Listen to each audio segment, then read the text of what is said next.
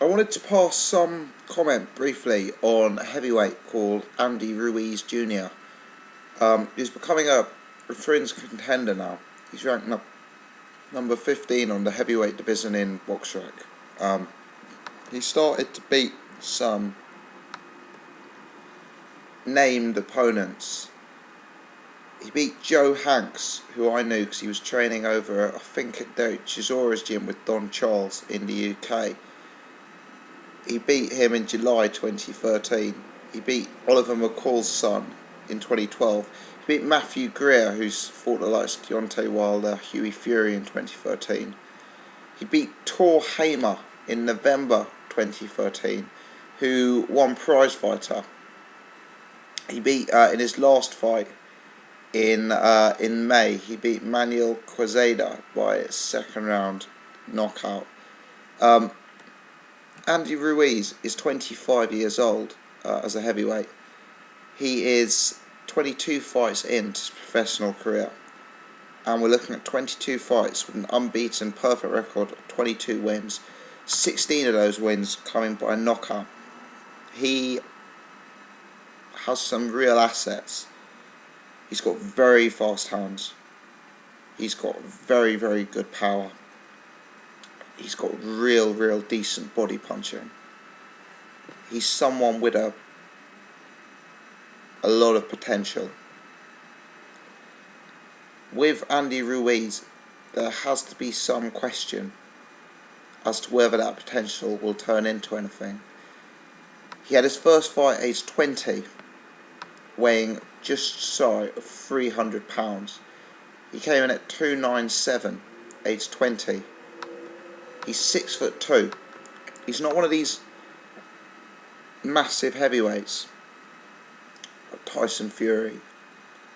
The guy weighed in at nearly 300 pounds, aged 20. That's 6'2". In British terms, that is 21.5 stone, 6'2", which is huge. And if you look at Andy Ruiz, he is in, there's no two ways about it, appalling physical condition. He makes Chris Arreola look like a healthy eater. Ruiz comes to the ring with a terrible physique. At the minute, he's getting away with it. Despite his size, his hands are very, very fast. Maybe this is a combination of his youth. Maybe he's got power, he's got fast hands, he's a young man, he's able to get away with it.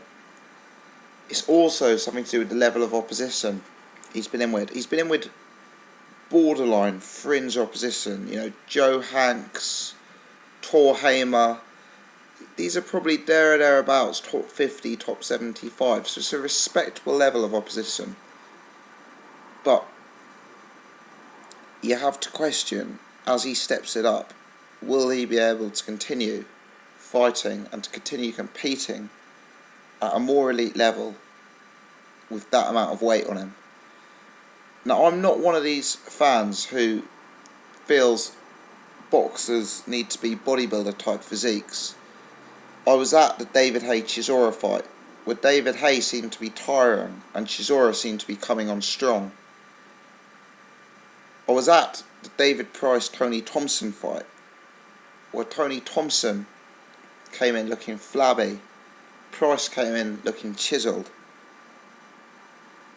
and yet Thompson was the one who lasted. Chisora was the one who came on strong. I know he ended up getting knocked out, but he came on strong. I've criticised Anthony Joshua for being too muscular, too muscle-bound, too robotic, too stiff. I made the comment that perhaps Tyson Fury had a better physique and a better body for competitive boxing than Anthony Joshua. I'm not somebody who feels, especially at heavyweight, that a chiselled six-pack and bodybuilder type physique is necessary to be at world level. But this is something else. I mean, if you look at Ruiz and you look at the amount of fat he's carrying on him, it's crazy. Especially when you consider that when he made his pro debut, he was 50 pounds heavier, even though he was 5 years younger. It calls into question, is there an issue with his training? Is he not putting the effort in? Is there an issue with his diet? You'd presume so. Is there an issue with his metabolism? Is it a health issue? I don't know. It hasn't found him out as of yet. It hasn't found him out. For two reasons. One, the level of opposition haven't been able to expose him. And two, he's punching so hard and winning everything by knockout, he's never been beyond the 8th round. The question is, now he's looking to move up in opposition, fight decent level fighters. We'll start seeing him in 10, 12 round fights very soon, I should imagine. And how will he do over 10 or 12 rounds with that weight? Andy Ruiz is someone with very fast hands, as I've already mentioned. His feet aren't quite as fast. Is that related? Could he be a different fighter, 20, 30 pounds lighter? Now, I've looked into the forums and there seems to be a real split of opinion on this guy. Some people think he's a Chris Arreola type, powerful but limited and will get exposed when he steps up. Some people think that he's going to be a real contender and end up with a belt.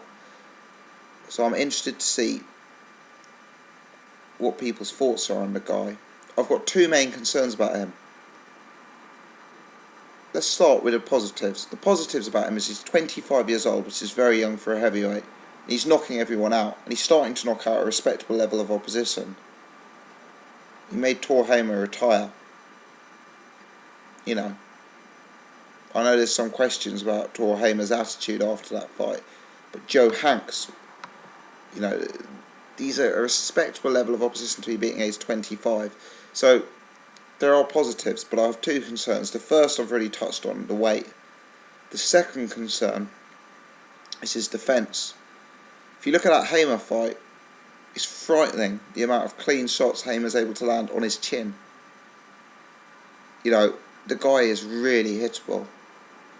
We're talking about an overweight, hittable guy who hasn't gone beyond 8. He's ripe for being exposed. If he was to fight, let's say Tony Thompson, I know Thompson's booked in against Solis. Let's say if he was to fight a Tony Thompson, a Malik Scott,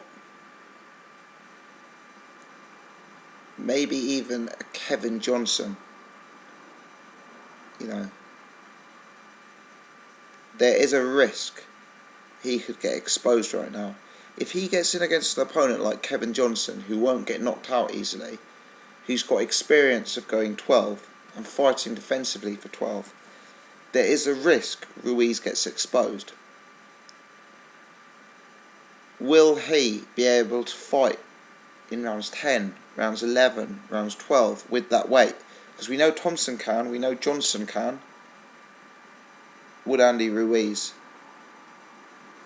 Would he be able to take mentally not knocking someone out and being dragged deep into a fight when he's that overweight? And he seems to have a solid enough chin, but when he's that tired in rounds 9, 10, 11, 12, and he's that hittable as we saw in the Tor Hamer fight, how will he react to being hit back by someone like Tony Thompson? He's got the power to stop a decent heavyweight, David Price for example. These are the kind of fights where we'll find out to how far Andy Ruiz can go. He's got a lot of talent, amazingly fast hands given his size, huge punching power, great body punching, variety.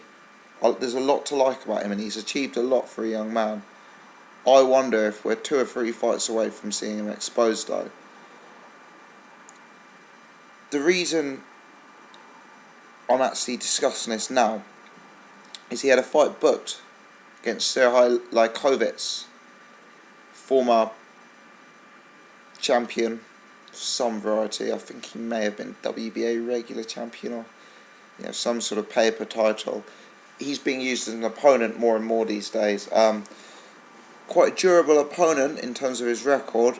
with one exception, which was getting knocked out by Deontay Wilder in the first round, a devastating knockout. The way he was stopped by Wilder suggests a heavyweight with Ruiz's power. Again, it could have been an early night's work. But anyway, that fight got cancelled, and I've been told it's the second fight in a row Andy Ruiz has had scheduled, and he's pulled out. This makes me think, or certainly emphasises a question in my mind as to whether there is something going wrong with the Andy Ruiz training. He's pulling out of fights. Is this related to his weight? Is this related to his fitness? I've read that it's something to do with a family issue, and if that is the case, then all the best to him. But the fact he's now pulling out of fights at a time where he really needs to be pressing on and making a name for himself, when he should be coming into the peak of his career, questions whether concerns people are raising about weight, about fitness, about durability, are going to become even more of an issue. This is why I say he's someone with huge potential, but someone who could go the wrong way. And it'd be very interesting to see how he develops and see who he fights next. Right now, if he fought a Tony Thompson over 12, I see it as a 50-50 fight. Real tough to call. I'm interested to hear people's thoughts on Andy Ruiz. I think he's an interesting character. Is he going to be the new Chris Arreola? Or does he have the capability to sort himself out? I'm interested to see what the consensus is. Thanks for watching.